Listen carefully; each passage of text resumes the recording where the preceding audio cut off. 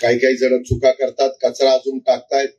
कृपा करून ज्या गोष्टी केलेल्या आहेत, जनावर चरायला सोडतायत, मी त्यांना सगळ्यांना सांगतो, आता जनावर कोंडवाड्यात घातली, जर नाही ऐकलं तर कुठला तरी जाऊन बाजारच त्यांना दाखवणार आहे.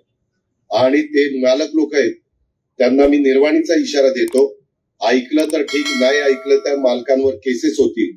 ज्यांची गाढवं आहेत, ज्यांची जनावर आहेत, ज्यांचे गाई इकडं तिकडं फिरत असतात, तुम्ही तुमच्या दारामध्ये काय बांधायचं ते बांधा, काय खायला प्यायला त्याला घालायचं ते घाला. परंतु काय बारामती ती काही चांगली करतोय, ती काही सगळ्यांना मोकळी फिरण्याकरता नाहीये. ज्यांनी राहायचंय, कधी कधी काही मोटरसायकलवाले पण इकडे तिकडे बघतात, हळूच ओव्हरटेक कुठंतरी तिकडं रॉंग साईडने जाण्याचा प्रयत्न करतायत. असा माणूस सापडला तर ते मुलगा किंवा व्यक्ती किती मोठ्या बापाची असली तरी त्याला टायर मध्ये घेऊन असाच जोडायला सांगणार आहे की त्याला 10 पिढ्या आठवल्या पाहिजे. अजिबात नियम कुणी तोडू नका, मग तो अजित पवार असो नाहीतर अजित पवारांचा कुणी आणखीन नातेवाईक असो, सगळ्यांना इथं नियम सारखे.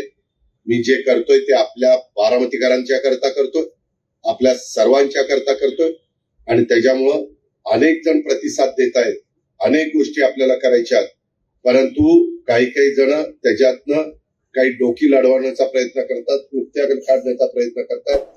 तसा प्रयत्न कुणी करू नये.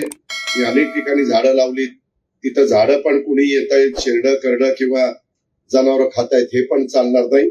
हे आपल्या सर्वांचं शहर आहे, त्याच्यामुळं या सगळ्याच्या सवयी आपण सर्वांनी लावून घेतल्या पाहिजे. ज्यांना लावता येत नसेल त्याला त्याच्याबद्दलचा त्रास सहन करावा लागेल.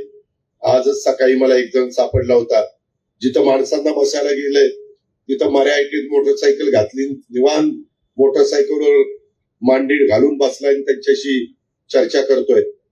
परत गाड्या वळवल्या आणि त्या पोलिसांना म्हणलं, ह्याची गाडी पण जप्त कर मोटरसायकल आणि ह्याला चांगला टायर मध्ये घे, त्याशिवाय सोडू नको. नाही दादा, चुकलं नाही, आताही सांगतोय.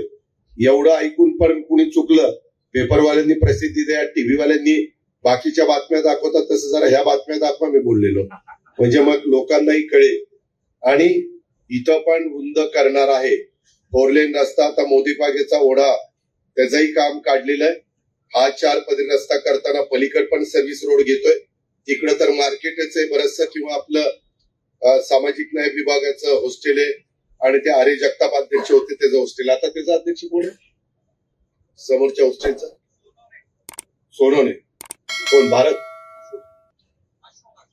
अशोक सोनवणे. त्यांनाही विश्वासात घेऊ आणि हा असाच आपल्याला सर्व्हिस रोड पुढे न्यायचा आहे. इकडं पण अलीकडे सर्व्हिस रोड न्यायचा आहे.